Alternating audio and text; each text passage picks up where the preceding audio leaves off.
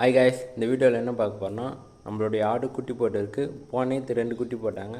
இந்த ஈத்தும் ரொம்ப எதிர்பார்ப்பாக இருந்தோம் 2 குட்டி போடணும். இருந்தாலும் ஒரு குட்டி தான் போட்டிருக்காங்க. பரவாயில்ல.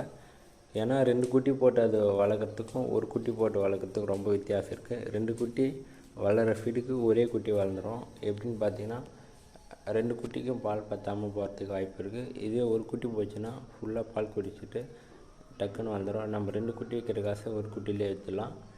குட்டி பார்த்தீங்கன்னா பொட்டைக்குட்டி போட்டு இருக்குது. பார்க்க ரொம்ப க்யூட்டாக இருக்குது. இவ்வளோ க்யூட்டாக பார்க்குறாங்க பார்த்தீங்கன்னா. நல்ல ஒரு ஜாதி வளர் தான். எப்பவுமே 2 எடுத்து போகிற ஆடு தான். இந்த டைம் மட்டும் ஒரு குட்டி போட்டிருக்கு.